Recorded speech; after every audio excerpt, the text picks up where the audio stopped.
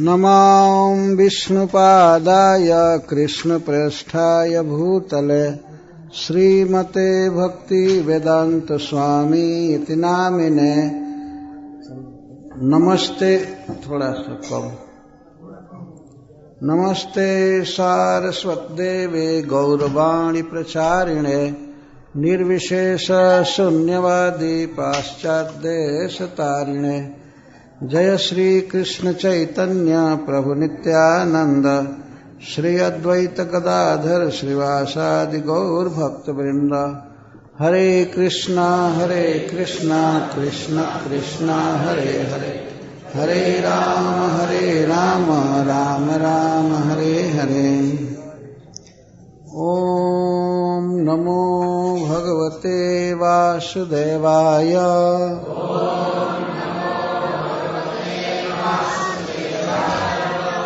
ओम नमो भगवते वासुदेवाय।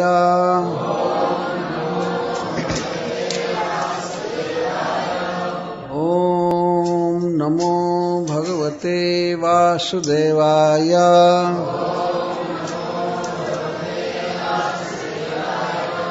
ओम नमो भगवते वासुदेवाय।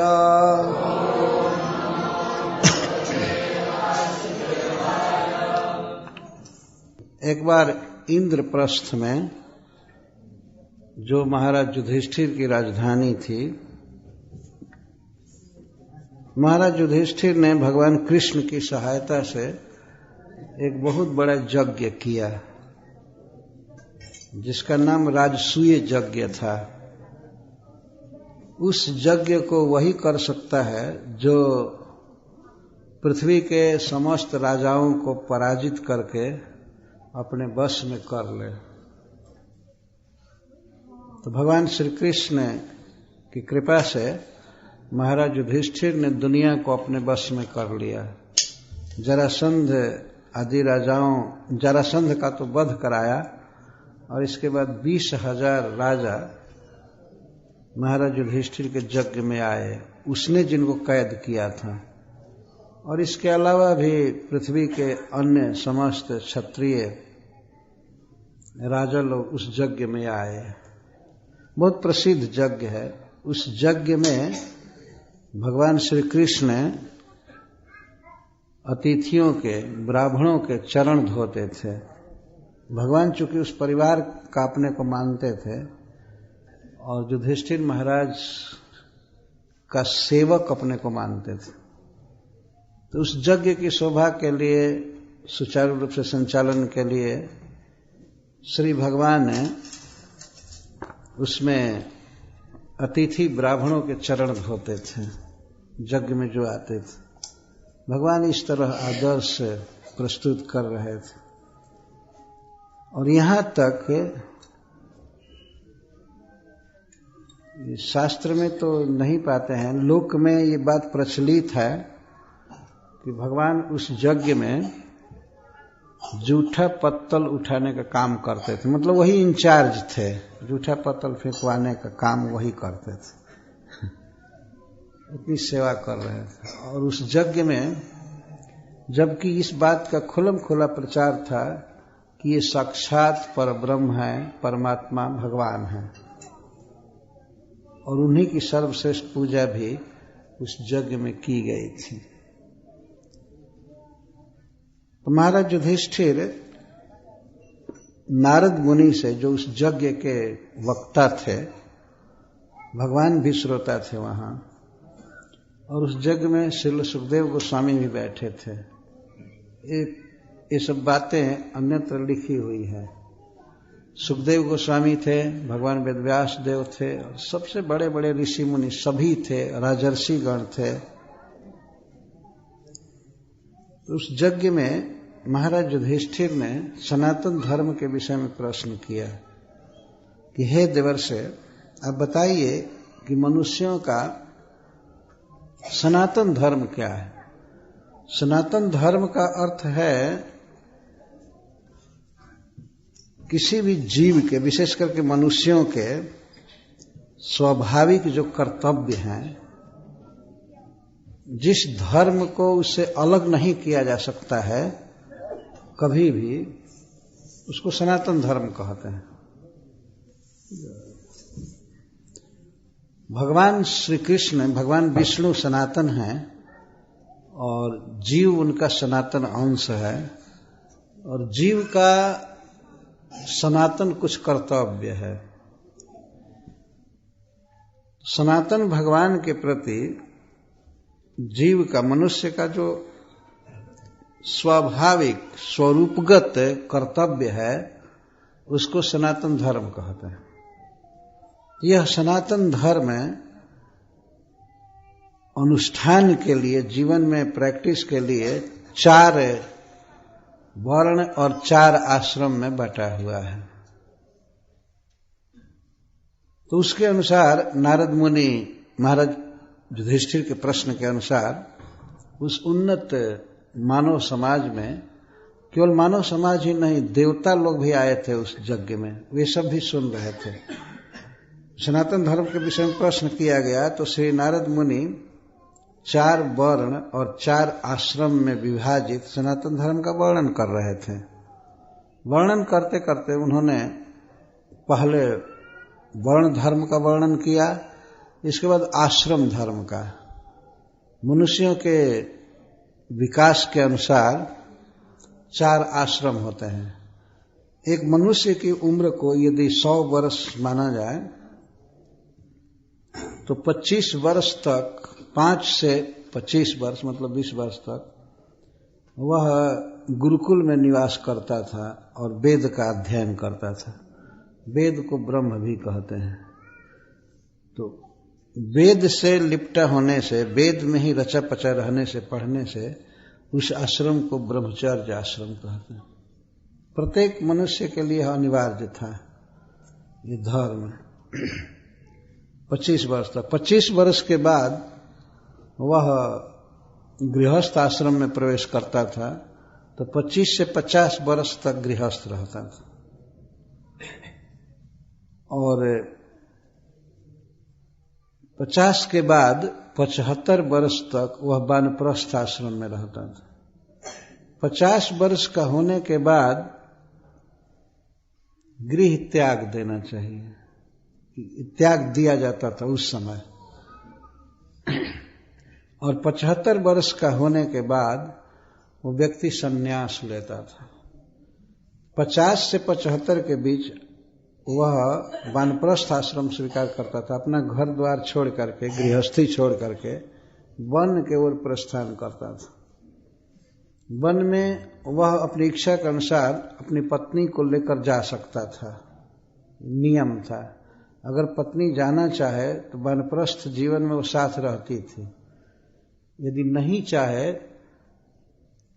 तो वह पुत्रों के साथ रह जाती थी।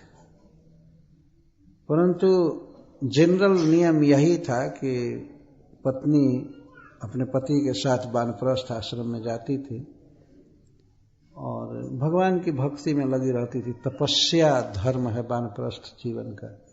पति और पत्नी में कोई शारीरिक संसर्ग कभी नहीं होता था। वह सेवा करती थी, पति की सेवा करती थी, चरण दबाना, उनके लिए वन के फल जुटाना, खिलाना, लेकिन कोई भी गृहस्थ जीवन में जैसा होता है ऐसा शारीरिक संबंध कभी नहीं। केवल दोनों का संबंध भगवान से रहता था, भगवान का भजन करते थे। और 75 वर्ष के होने के बाद वह व्यक्ति अपनी पत्नी को लौटा देता था अपने पुत्रों के पास, और अब पूर्ण एकाग्रता के साथ केवल भगवत भजन में रहता था और कोई काम धंधा नहीं, कुछ भी नहीं। यहां तक कि तपस्या आदि पर भी उतना ध्यान नहीं देना जितना चित्त की एकाग्रता पर ध्यान देना, भगवान में चित्त लगा रहता था। ये सन्यासी का धर्म है, समाधि। समाधि चित्त की एकाग्रता, कहीं उसका चित्त नहीं जाता था। तो श्री नारद मुनि वर्णन किए ब्रह्मचर्य आश्रम, वानप्रस्थ आश्रम, और इसके बाद 13वें अध्याय में उन्होंने संन्यास धर्म का वर्णन किया। 7वें स्कंद के 13वें अध्याय में। रह गया गृहस्थ आश्रम। तो सन्यासी की बहुत प्रशंसा किया उन्होंने, जो इस तरह से सब ओर से चित्त को हटा करके केवल श्री कृष्ण के चिंतन में रहता है, स्मरण में, जप में, भजन में, शरीर पर कोई ध्यान नहीं, समाज पर कुछ नहीं, पूर्ण भगवान में एकनिष्ठ हो। तो उसकी गति का जब वर्णन किया कि वह भगवान का पार्षद बनता है, भगवान को प्राप्त करता है, तो श्री युधिष्ठिर महाराज गृहस्थ के जीवन के विषय में प्रश्न कर रहे हैं। यहां इस तरह से वे प्रश्न करते हैं। युधिष्ठिर उवाच गृहस्थेतां पदवीं विधिना जेन चांजसा जाति देवऋषे ब्रूहि मादृशो गृहमूढ़धि। हे देवर्षि, मेरे जैसा मूढ़ बुद्धि गृहस्थ किस उपाय से सन्यासियों की तरह परम सिद्धि पा सकता है। महाराज युधिष्ठिर अपने को गृहमूढ़धि कहते हैं। गृहमूढ़धि का मतलब होता है जो अपने घर को, घर के काम धंधों को ही जीवन का पुरुषार्थ मानता है। काम करना, कमाना, खाना, घर द्वार बनाना, इसी को सबसे श्रेष्ठ उपलब्धि या पुरुषार्थ मानता है, उसी में रचा पचा रहता है, तो उसको गृहमूढ़ कहते हैं। गृहमूढ़, जबकि वो फंसा हुआ है अज्ञान में, जाल में, लेकिन उसी को बहुत खुशी के साथ अपने जीवन का उद्देश्य मान करके करता रहता है। यद्यपि युधिष्ठिर महाराज ऐसे नहीं थे, वो तो भगवान श्री कृष्ण के परम भक्त थे, उन्हीं की भक्ति में रचे पचे रहते थे। लेकिन गृहस्थ जीवन में थे तो इसलिए अपने में दैन्य का भाव हो रहा था कि मेरे जैसा मादृशो गृहमूढ़धि, मेरे जैसा बेवकूफ गृहस्थ, इस तरह से कह रहे हैं। मेरे जैसा बुद्धिहीन व्यक्ति जो घर गृहस्थी में गृह का मतलब है जो पत्नी के साथ है। न गृहम गृहम इत्याहुर गृहिणी गृह उच्यते। ये गृह को, मकान उकान को गृह नहीं कहा जाता है। न गृहम गृहम इत्याहुर, गृहिणी गृह उच्यते। असल में गृहिणी को, पत्नी को ही गृह कहा गया है, और पत्नी के साथ रहने से, उसके साथ स्थित होने से उसको गृहस्थ कहते हैं। पत्नी के साथ, और पत्नी के साथ होने का मतलब बाल बच्चा के साथ रहना ही पड़ेगा, धन रखना ही पड़ेगा, और गृहस्थी के निर्वाह के लिए दूसरे के अनुसार कुछ काम करना ही पड़ता है। इसको हम लोग कहते हैं मिनिमम स्पीड। कोई रोड होता है, फर्स्ट क्लास का रोड होता है, तो उस पर लिखा रहता है मिनिमम स्पीड, इससे कम आप नहीं चला सकते हैं, इससे कम मत, इतने चलाना ही पड़ेगा, नहीं तो होने से उसको गृहस्थ कहते हैं। पत्नी के साथ, और पत्नी के साथ होने का मतलब बाल बच्चा के साथ रहना ही पड़ेगा, धन रखना ही पड़ेगा, और गृहस्थी के निर्वाह के लिए दूसरे के अनुसार कुछ काम करना ही पड़ता है। इसको हम लोग कहते हैं मिनिमम स्पीड। कोई रोड होता है, फर्स्ट क्लास का रोड होता है, तो उस पर लिखा रहता है मिनिमम स्पीड, इससे कम आप नहीं चला सकते हैं, इससे कम मत, इतने चलाना ही पड़ेगा, नहीं तो दूसरा रोड पकड़िए। Minimum speed. तो गृहस्थ के जीवन में मिनिमम स्पीड अपने आप चालू हो जाता है। देखते हैं, उसने उतना धन कमाया, या वो विवाह किया तो इतना खर्च किया, वो ये किया वो किया, तो उसके अनुसार उसको उस होड़ में करना ही पड़ता है। कभी कभी क्या होता है कि किसी गृहस्थ को रीढ़ लेकर के करना पड़ता है। इसको श्रीमद् भागवतम में पर्वत की ऊंची चढ़ाई कहते हैं, भवाटवी वर्णन में। बेचारे को तकलीफ होता है, वो काम कर नहीं सकता, लेकिन समाज बाध्य करता है, करना ही पड़ेगा। तो वह इस तरह से तबाह रहता है, परेशान रहता है। तो ये काम करो, ये काम करो, और घर गृहस्थी में इति कृत्य की कोई सीमा नहीं है। गृहस्थ व्यक्ति सोचता है कि अब काम धंधा हो गया, आप आराम से रहेंगे, लेकिन काम कभी खत्म नहीं होता है, कोई ना कोई काम लगा रहता है। ये काम करना, ये काम करना, ये पूरा कर लिया तब तक ये काम आ गया, वो काम आ गया, ये काम आ गया। तो युधिष्ठिर महाराज अपने को ऐसे मूढ़ गृहस्थों में शामिल करके और प्रश्न कर रहे हैं। तो प्रश्न करने की यही रीति है वास्तव में। अपने को जब तक व्यक्ति दीन नहीं कहेगा तब तक वो क्या पूछेगा और क्या उत्तर दिया जाएगा। ऐसा नहीं था कि युधिष्ठिर महाराज चैलेंज करके पूछ रहे हैं नारद मुनि से और ये कह रहे हैं कि गृहस्थ भी तो सबसे बड़ा साधु है, क्या वो सन्यासी से कम है? आप कह रहे हैं कि सन्यासी वैकुंठ प्राप्त करता है, क्या गृहस्थ नहीं प्राप्त करेगा? युधिष्ठिर महाराज ऐसे नहीं पूछ रहे थे। और आजकल के तो गृहस्थ लोग लड़ पड़ते हैं, गृहस्थ कौन बड़ा साधु है? सब लोग तो साधु संत सब गृहस्थ पर डिपेंड करते हैं। अरे अपने स्थिति को समझना चाहिए, कितना भारी जाल में है और चित्त कहाँ है।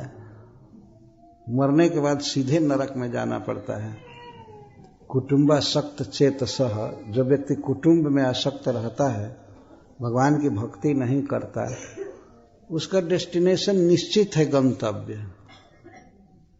ये सब संग भी छूट जाएगा, धन देह घर बाल बच्चा सब अकेले नरक में पचना पड़ेगा, मरना पड़ेगा वहां पर।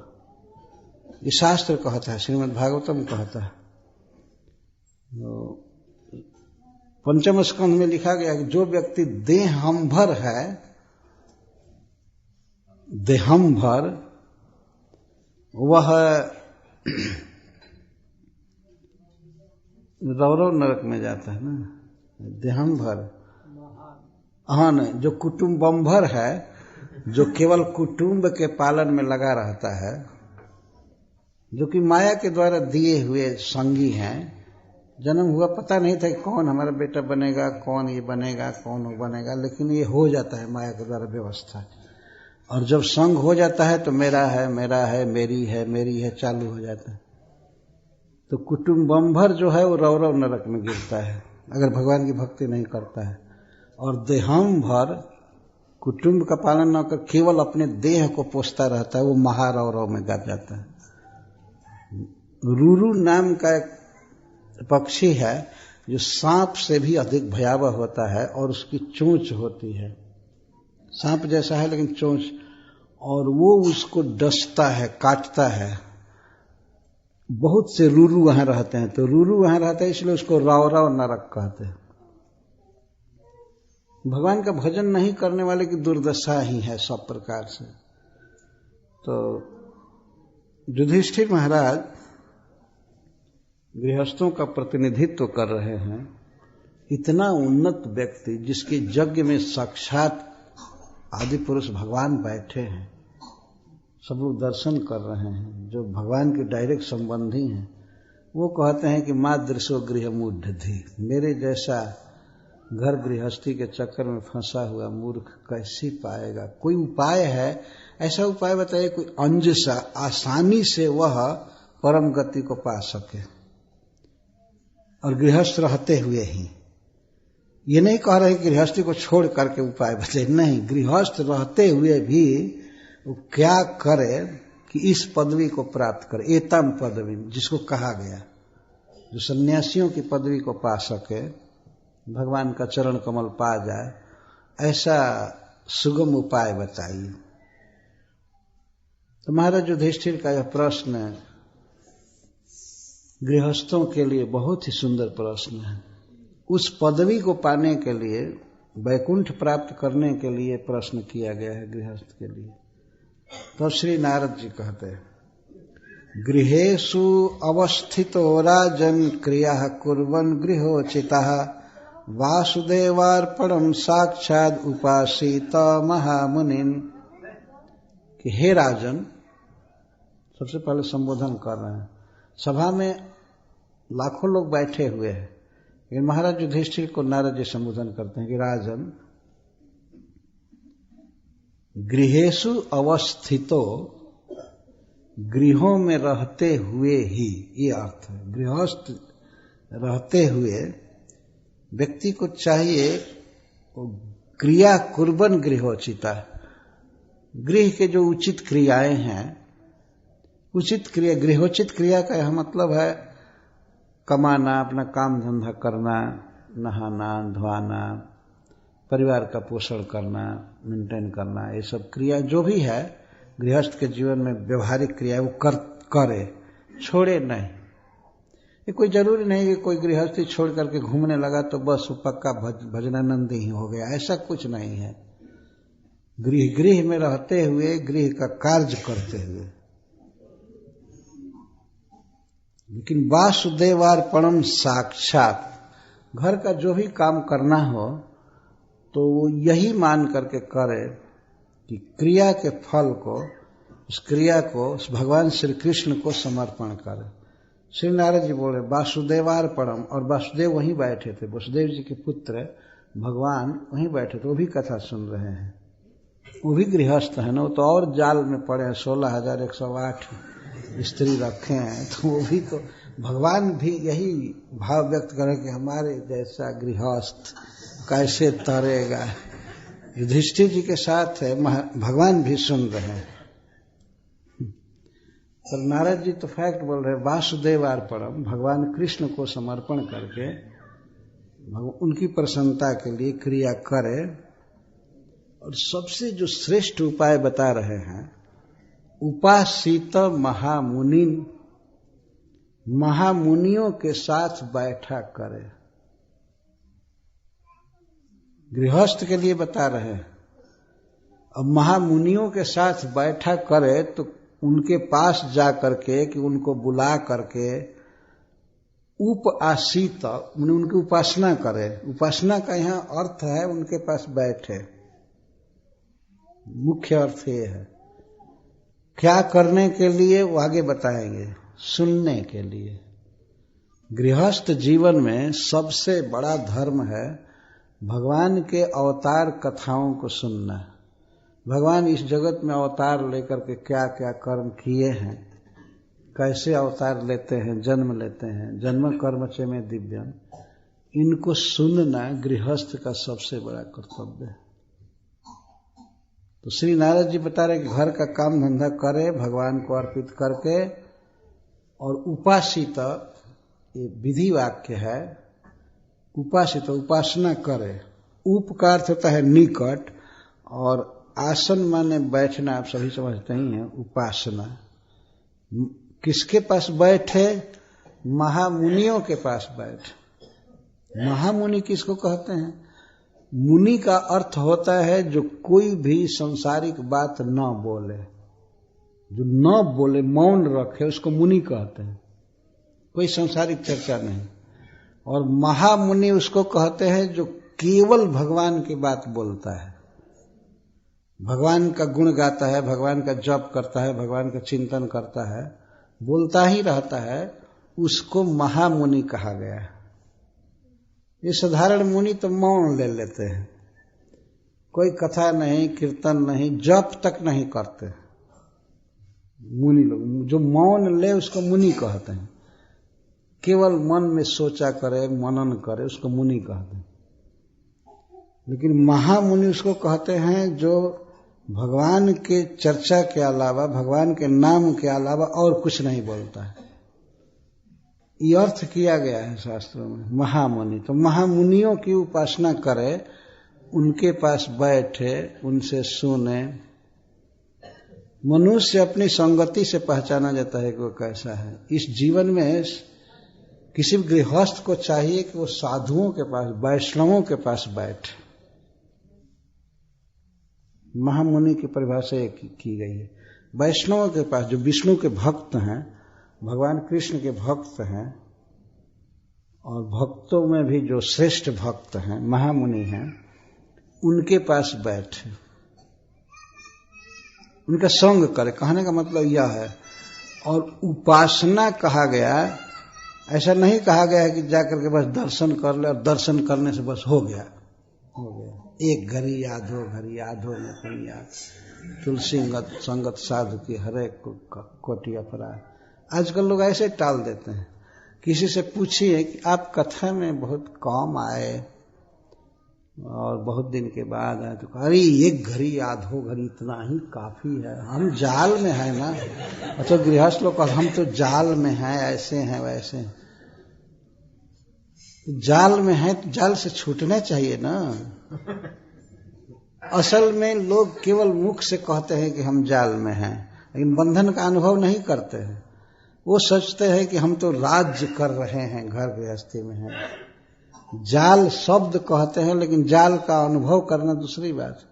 जो व्यक्ति ये अनुभव करने लगे कि मैं जाल में फंसा हूं, तो किसी तरह से जाल को काटने की चेष्टा करेगा ना, दांत से, चाहे छुरी से, चाहे जैसे भी है ना, वो काटने का प्रयास करेगा।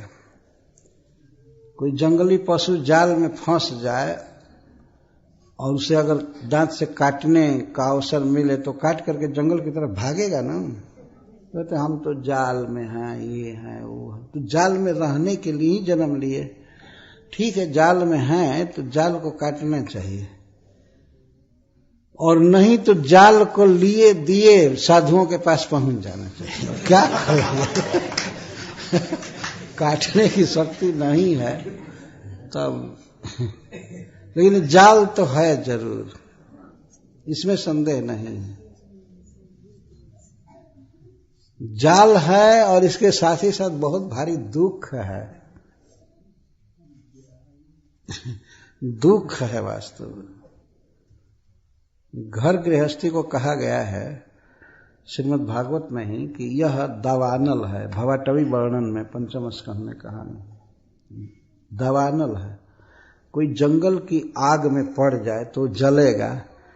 अब जब आदमी अपने घर पर रहता है तो अनुभव करता है कि और जगह की अपेक्षा ज्यादा जलन होती है। कहीं चला गया है, घर छोड़ करके भगवान की कथा सुन रहा है या घूम रहा है तो चिंता नहीं होती। घर पहुंचते ही अब जलन, ये नहीं हुआ, वो नहीं हुआ, ये नहीं हुआ, ये नहीं बात माना, वो नहीं बात मानी, इस तरह की चिंता होने लगती। तो दवानल चालू, जलन चालू हो जाती है। इसलिए जो जलन को बुझाने वाले हैं भगवान के परम भक्त, जो भगवान का गुण गाते हैं, कीर्तन करते हैं, गीत गाते हैं, भगवान में ही रमे रहते हैं, उनके पास बैठ, वे शीतल कर देंगे। ऐसा कहा गया है। भगवान विष्णु से स्तुति करते हुए कौन कह रहे हैं कि मनोवारण क्लेश दावाग्नि दग्ध, उस श्लोक में है अयम त्वत् पीयूष नद्याम कथा मृष्ट पीयूष नद्याम मनोवारण क्लेश दावाग्नि दग्ध। हे प्रभु, हमारा जो मन है वह एक हाथी के समान है, और ये जो जगत है, संसार है, यह दावाग्नि के समान है। लेकिन कदाचित ये हमारा मन रूपी हाथी, हाथी रूपी मन रूपी हाथी जंगल से भाग करके अग्नि में से और चले, और वहीं पर यदि गंगा जी की शीतल धारा मिल जाए तो उसमें वो डुबकी लगाता है और निकलता नहीं है बाहर। बाहर आग लगी हुई है। आप कल्पना कीजिए कि हिमालय में घोर जंगल में आग लगी हो और कोई हाथी फंसा हो, लेकिन फंस करके तुरंत ही निकल करके और निकट में गंगा जी की शीतल बर्फीली बर्फ से युक्त ठंडा जल मिल जाए और उसमें वो डूबे, तो तट पर उधर भी आग लगी है, इधर भी आग लगी है, लेकिन गंगा जी के शीतल धारा में वो हाथी है तो नहीं निकलना चाहिए, वो सुखी हो जाता है उसमें। तो इस तरह से वास्तव में दुनिया जल रही है। सुखी कौन है? सुखी वे लोग हैं जो भगवान श्री कृष्ण की कथा में हैं, भगवान के बारे में सोचते हैं, भगवान के बारे में बोलते हैं, सुनते हैं। तो दुनिया जल रही है, अनेक कामनाओं से, अनेक अभाव से, दुख से जल रही है।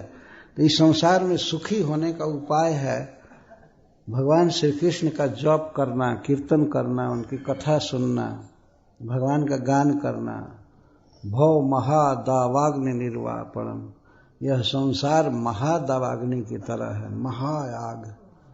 जंगल में जब आग लगती है, किसी घोर जंगल में हम लोगों ने देखा है, तो कई किलोमीटर में आग लगती है। हमने अमेरिका में देखा था विमान से, कई किलोमीटर में आग धधक रही है, जल रही है, हरे हरे वृक्ष जल रहे थे, पता नहीं कैसे वो आग लगा। फ्लोरिडा में मैं देखा था, आग लगी थी। लोग बताते हैं कि कई दिनों से आग ये बुझ नहीं रहे। कौन उतना प्रबंध करे जंगल की आग बुझाने का?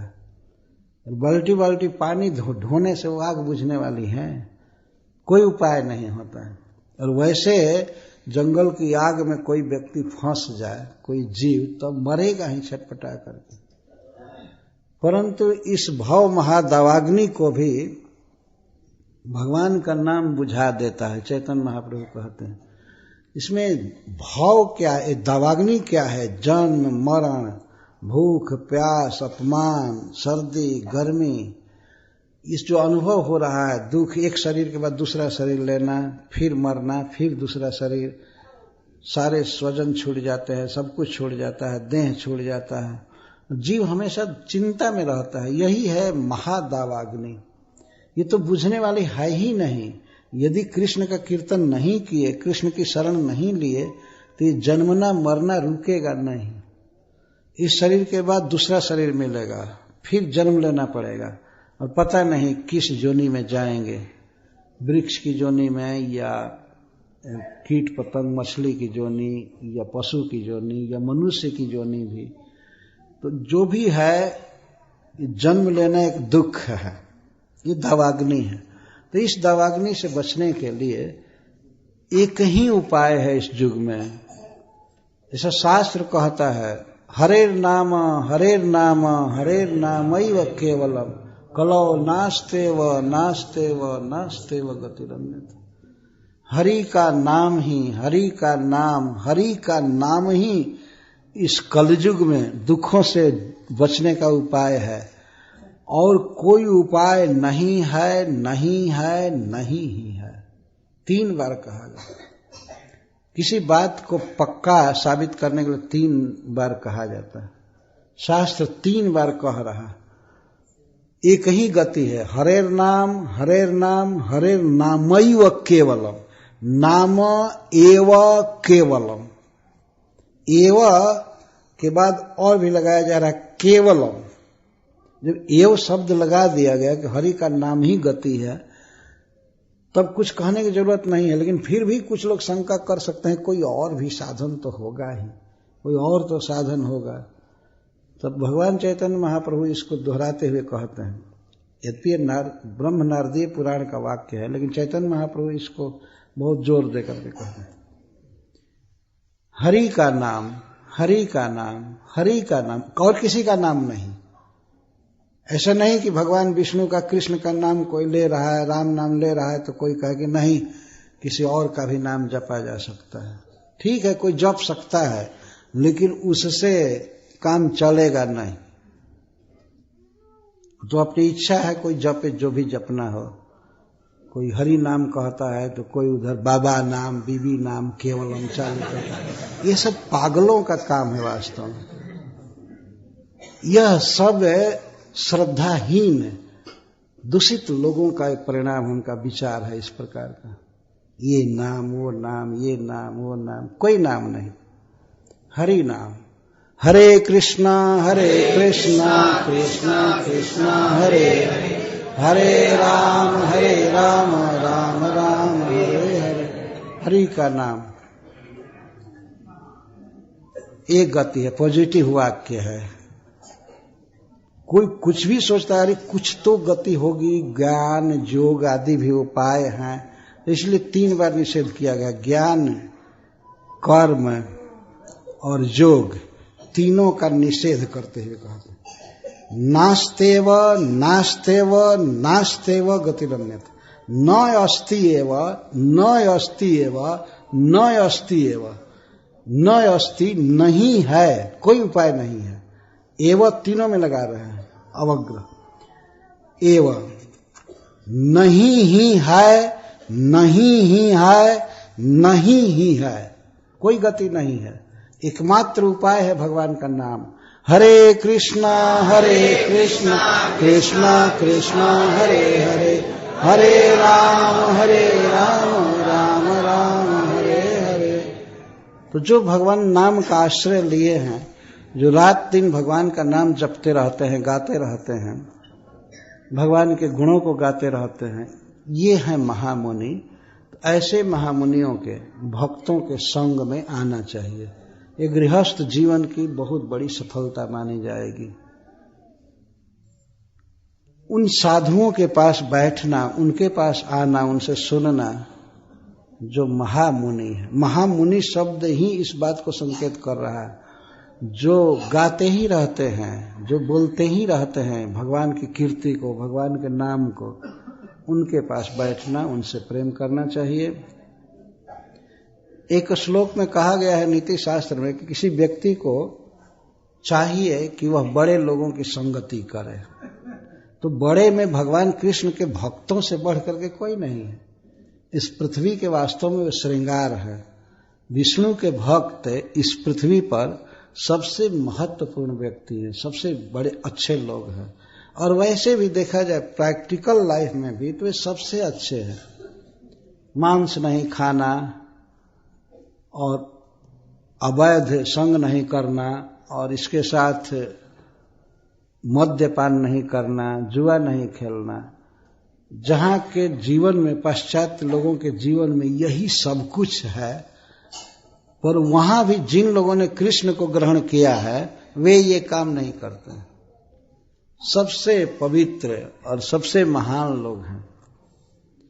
और भगवान श्री कृष्ण से संबंध होने से उनकी महानता में चार चांद लग गया है। भगवान के गुण उनमें प्रवेश करते हैं। तो जो भी महामुनि हैं, श्री नारद जी यहाँ पर महामुनि से यह नहीं कह रहे हैं कि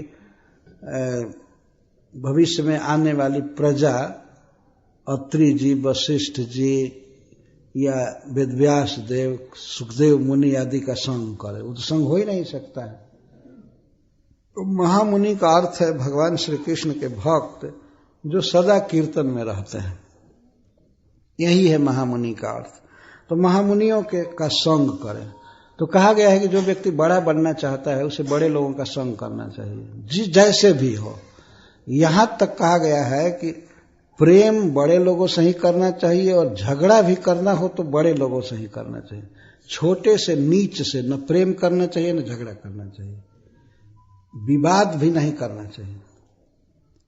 बताया गया है कि मान लीजिए, एक उदाहरण दिया गया है, कोई व्यक्ति किसी बहुत बड़े धनी व्यक्ति से झगड़ा कर रहा है, तो धनी व्यक्ति अपने झोला में से निकाल करके उसको सोने के मोहर से मारने लगे, दूर से सोना के मोहर से उसको मारे। तो जिस व्यक्ति ने झगड़ा किया है तो जितना भी मोहर आएगा वो इकट्ठा करता जाएगा, ठीक है मारो। एक उदाहरण दिया गया है। बड़े लोगों से विवाद भी करना हो तो बड़े शुद्ध ऊंचे लोगों से, तो लोग विवाद में भी भगवान की कीर्ति गाते हैं। जैसे देवयानी और शर्मिष्ठा के झगड़ा में हुआ था, देवयानी गाली भी दे रही है शर्मिष्ठा को, तो भगवान की कीर्ति गा रही थी, भगवान को विश्व पावन कह रही है। विश्व पावन भगवान भी हम ब्राह्मणों की वंदना करते हैं, ऐसे बोल रही थी। यद्यपि क्रोध में बोल रही है, लेकिन भगवान का गुण निकल रहा था, क्योंकि वो बहुत बड़े व्यक्ति की पुत्री थी, शुक्राचार्य जैसे व्यक्ति की, जिनके विषय में भगवान कहते हैं कि कभी ना मुसना कभी, मैं विद्वानों में उसना कभी हूँ, शुक्राचार्य हूँ, अपनी विभूति बता रहे। ऐसे महान ब्राह्मण की, महान पुरुष की बेटी थी, तो यद्यपि झगड़ा में है, क्रोध में है, लेकिन भगवान का गुण निकल रहा था।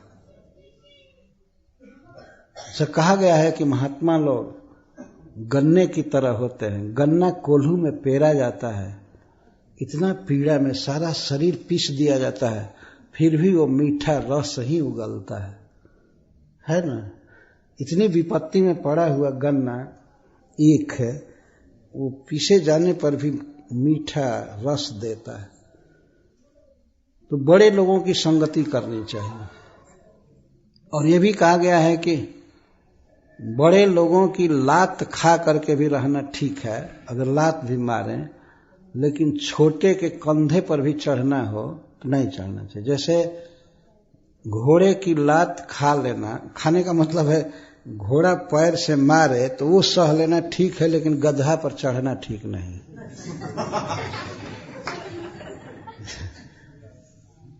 तो कोई व्यक्ति यहाँ आवे और दिखावे कि मैं गधे की सवारी करके आया, इसके ऊपर चढ़ कर आया, तो लोग कहेंगे पहले पानी डालो, तो पानी डालो, शुद्ध है हो लो। और घोड़े की लात भी खाते हैं, अगर लात भी मारता है तो कोई बात नहीं। संगति की बात कही जा रही है। इस संसार में व्यक्ति को चुनना चाहिए कि हमें किसका संग करना है, किन लोगों के साथ बैठना है, 2 कदम उनके साथ चलना है, उनकी बातें सुननी है, उनके साथ बैठना है। जैसी संगति होगी, जैसा संग होगा, वैसा रंग चढ़ेगा। संग से ही सब कुछ होता है। इसीलिए से नारद जी गृहस्थों के लिए संग की बात बता रहे हैं। और इसके बाद कहते हैं श्रृण्वन भगवतो अभीक्षणम अवतार कथा शुभा कथामृतम श्रद्धानो जथा काल उपशांत जनावृत। 2 बार इस बात को कह दिया। वैष्णवों के समाज में भगवान श्री हरि के, श्री कृष्ण के अवतार कथाओं को सुनना चाहिए। खुलम खुला उस समाज में नारद जी बोल रहे हैं गृहस्थों के धर्म को। श्रृण्वन भगवतो अभीक्षणम अवतार कथामृतम। श्री भगवान के अवतार कथामृत को अभीक्षणसम श्रृण्वन। अभीक्षणसह का अर्थ होता है बारंबार बारंबार बारंबार बारंबार सुने। भगवान की कथाएं, श्रीमद् भागवत की कथाएं खास करके, इसको बारंबार सुनना चाहिए। बारंबार सुनने के बाद ये बातें हृदय में धंस जाती हैं, जाती नहीं है। ये गृहस्थ के लिए वर्णन कर रहे हैं। और ब्रह्मचारी सन्यासी के लिए तो निरंतर कथा में रहे, ये वर्णन किया जाता है। निरंतर सन्यासी या वानप्रस्थी या ब्रह्मचारी निरंतर कृष्ण भक्ति में रहे। 100 वर्ष की आयु में 75 वर्ष तो निरंतर भक्ति में रहने के लिए कहा गया। और ये 25 वर्ष का जीवन है, गृहस्थ जीवन का कोई लाइसेंस प्राप्त करता है, लाइसेंस मतलब अधिकार, तो ये जाल का जीवन है। तो इसमें इस तरह से बारंबार भगवान की कथा सुनने की बात कही जा रही। महामुनियों के पास रहे, उनके समाज में बात, और इससे सिद्ध हो गया कि उनके पास भी बारंबार आ जाए, चाहे वे विजिट करने घर पर आवें या उनके समाज में हो जाए। यह कर्तव्य है। यदि वह चाहता है कि हमारा दुख मिटे और हम भगवान का चरण कमल पावें, तो उसे चाहिए कि महामुनियों को उपासना करे और बारंबार भगवत अवतार कथामृतम। भगवान जब अवतार लेते हैं, जैसे श्री राम के रूप में अवतार लिए, भगवान श्री कृष्ण अवतार लिए श्री राम के रूप में, और बाराह देव के रूप में, श्री नृसिंह देव के रूप में, भगवान परशुराम के रूप में, या मत्स्यावतार, कई अवतार। इन अवतारों में भगवान जो कुछ भी करते हैं, जो बोलते हैं, क्रियाएं करते हैं, वह अमृत है। अमृत, अमृत के यहाँ 2 भाव है कि बहुत मधुर है, और दूसरा है शाश्वत है, नित्य नवीन है। अन्य वार्ताओं जैसे मरने वाला नहीं है। आप लोग जानते हैं संसार में ये अखबार लोग छापते हैं और अखबार पढ़ने वाले पढ़ते हैं, लेकिन वो 1 दिन में ही मृत हो जाता है। 2-4 दिन के पीछे का अखबार कोई नहीं देखना चाहता है, तुरंत बासी हो जाता है, मृत हो जाता है। और नाम होता है न्यूज। न्यू एस लगाया गया बहुवचन के लिए, नया, और एक दिन में पढ़ करके फेंक देता है आदमी, ये बासी हो जाता। तो और भी जो कथाएं हैं लोगों के संसार में वो भी सब मृत है, लेकिन भगवान श्री कृष्ण की, विष्णु की जो कथाएं हैं किसी भी अवतार में वह अमृत है, वो मरने वाला नहीं है, नित्य नवीन, नित्य फ्रेश रहेगा। आज देख रहे हैं श्रीमद् भागवत की ये कथा जो यहाँ पर कही जा रही है, आज से 5000 वर्ष से भी पहले की ये कथा है जो नारद जी उत्तर दे रहे हैं, लेकिन सुनने में, कहने में ऐसा लग रहा है कि बिल्कुल फ्रेश आज की चीज है, बिल्कुल आज की चीज है, ऐसा लग रहा है। तो यह है अमृत, मरने वाला नहीं है, सदा जीवंत रहेगा, और बहुत टेस्ट है इसमें, स्वाद है। तो भगवान की कथाओं को श्रृणवन ये कंटिन्यूअस क्रिया लगा रहे हैं, सुनते ही रहना चाहिए, सुनते ही रहना चाहिए। कब तक सुने? आखिर गृहस्थ हैं तो और काम धंधा भी करेंगे कि सुनते ही रहेंगे? तब श्री नारद जी कहते अभीक्षणसम, निरंतर नहीं, बारंबार। इसका अर्थ श्रीपाद श्रीधर स्वामी जी कहते हैं बारंबार सुने। बारंबार तो कितने एक बार के बाद कौन दूसरा बार आएगा कि सुने, और जितना संभव हो सके उतना सुने। अगर संभव हो जाए, मान लीजिए घर गृहस्थी में पैसा ठीक से हो गया, बहुत कमाने की चिंता नहीं है, तो निरंतर सुनना चाहिए। और नहीं, अगर जुटाना है, खाना कमाना है, सब जुटाना है, जोगक्षेम की चिंता करनी है, तो अपने स्थिति के अनुसार जितना समय मिले वो बार बार सुनना चाहिए, बार बार सुनना। तो महामुनि तो गृहस्थों के घर पर बहुत नहीं जाते हैं, देखा गया है, अतः उनके ही आश्रम या वो जहां जाएं उनके यहां जा करके संग करना चाहिए, सुनना चाहिए। ये कर्तव्य है। भगवान की कृपा से भक्त मिलते ही रहते हैं, संसार में भक्त सुलभ हैं, कोई ऐसा समय नहीं है जब साधु न हो। सब ही सुलभ सब दिन सब देशा, सेवत सादर समन कलेश। गोस्वामी तुलसीदास जी कहते हैं कि सब ही सुलभ सब दिन सब देश। साधु समाज को प्रयागराज के साथ तुलना कर रहे हैं, तो ये प्रयागराज जहां कुंभ लग रहा है, ये तो एक ही जगह रहते हैं। जो जड़ जंगम तीर्थराज, यह तीर्थराज प्रयाग जो भक्तों का ये समाज है, यह जंगम प्रयागराज चलता हुआ। अभी यहां से प्रयाग ये कुंभ उठेगा और फिर न कहीं लग जाएगा। ये इसको प्रयागराज कहा गया है, गोस्वामी जी वर्णन करते हैं। तो सब ही सुलभ सब दिन सब देशा, ये सब दिन सुलभ है और सब देश में कहीं भी भगवान की कथाएं होने लगती हैं, कहीं भी साधु जुट जाते हैं। और असली प्रयागराज वैष्णवों का समाज ही है, असली शुद्धि होती है। सब ही सुलभ सब दिन सब देशा, सबको सुलभ है। केवल गोता मारने की जरूरत है त्रिवेणी में। और त्रिवेणी क्या है वो बताते हैं कि कर्म कथा रविनंदनी वर्णी, ये कर्म योग जो है यह जमुना जी है। और भक्ति के विषय में सुरसरित किसको याद है। और ज्ञान की जो चर्चा है वैष्णव समाज में वो है सरस्वती जी। थोड़ी सी चर्चा ज्ञानवान की होती है, सरस्वती जी छिपी रहती है, प्रकट नहीं है। वैष्णव के समाज में ज्ञानवान की चर्चा प्राय नहीं होती है, लेकिन फिर भी ऐसा भी नहीं है कि बिल्कुल नहीं होती है, होती है। ज्ञान हमको याद नहीं आ रहा है, बहुत सुंदर वर्णन किए हैं। और कर्म योग को, ज्ञान योग को सरस्वती कह रहे हैं, कर्म योग को श्री जमुना जी। उसमें कम पानी है, कम धारा है, और भक्ति सुरसरी है गंगा जी। हैं? नहीं हैं?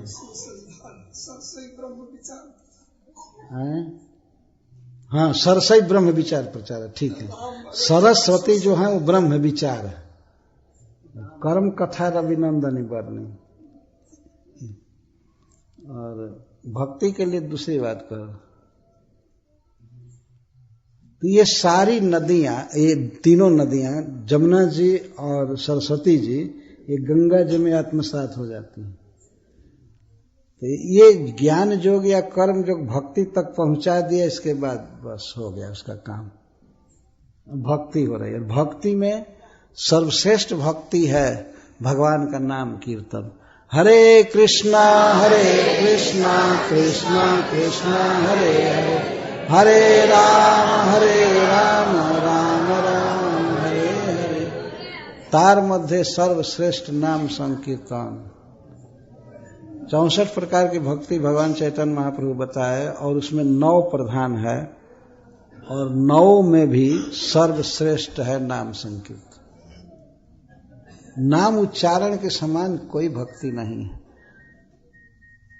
इस तरह से गृहस्थ को चाहिए, या किसी को भी, कि भगवान का कीर्तन करे, जप करे, हमेशा स्मरण करे।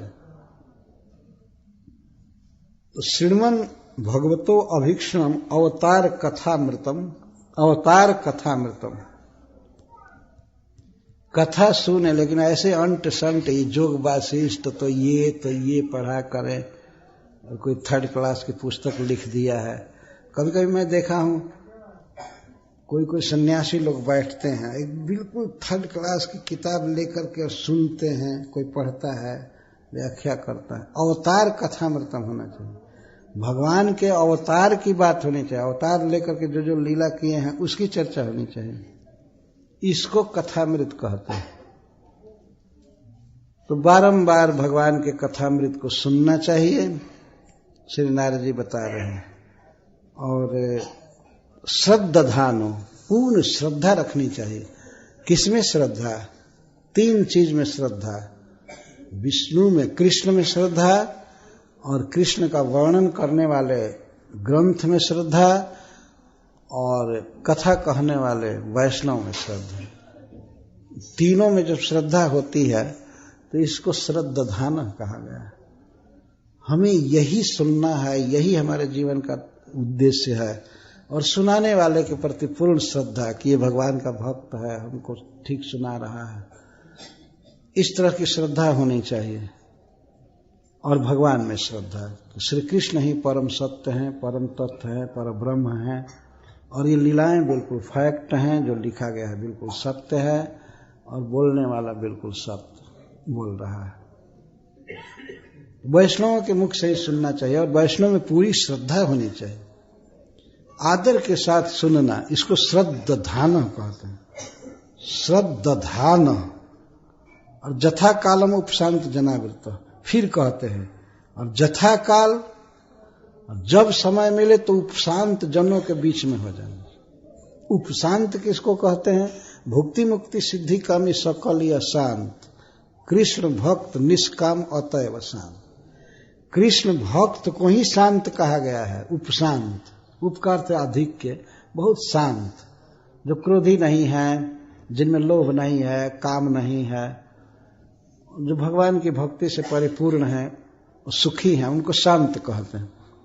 तो शांत जन आवृतः, शांत जनों से घिरा रहे, नहीं तो अशांत लोग पकड़ कर ले जाएंगे। तो अशांत जनों से घिरा रहे, वही बात पहले कहे कि उपासिता महामुनि, और इसके बाद कह रहे उपशांत जनावृतः, भगवान कृष्ण के भक्तों में घिरा रहे, आवृत रहे, उनके बीच में रहेगा तो मन भगवान में हमेशा लगा रहेगा। और उपशांत जनावृत, जथा कालम का अर्थ, उपशांत जनावृत का अर्थ है कि